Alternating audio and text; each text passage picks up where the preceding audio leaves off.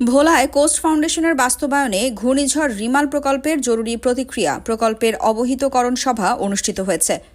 শুক্রবার বিকেল ৩টায় জেলা প্রশাসক কার্যালয়ের হলরুমে প্রকল্প বাস্তবায়নকারী সংস্থা কোস্ট ফাউন্ডেশনের উদ্যোগে এই অবহিতকরণ সভা অনুষ্ঠিত হয়েছে। কোস্ট ফাউন্ডেশনের প্রকল্প সমন্বয়কারী ফজলুল হকের সঞ্চালনায় সভায় প্রধান অতিথি হিসেবে উপস্থিত ছিলেন অতিরিক্ত জেলা প্রশাসক মোহাম্মদ কায়সার খসরু। বিশেষ অতিথি হিসেবে উপস্থিত ছিলেন কোস্ট ফাউন্ডেশনের সহকারী পরিচালক হিউম্যানিটারিয়ান রেসপন্স শাহিনুর ইসলাম।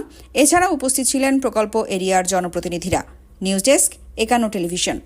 ওনাদের একজন প্রতিনিধি সহ ইউনিয়নের প্রতিটি ওয়ার্ডে ভিজিট করে ক্ষতিগ্রস্ত তালিকা করতেছে। এটাতে আমরা তাদেরকে ধন্যবাদ জানাই।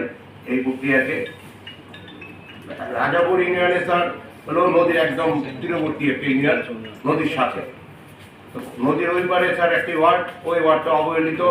আমি কোস্ট ট্রাস্ট যে পরবর্তীতে এই যে আপনার মানে যে যাদেরকে 1400 পরিবারকে ৬,০০০ টাকা করে দিয়ে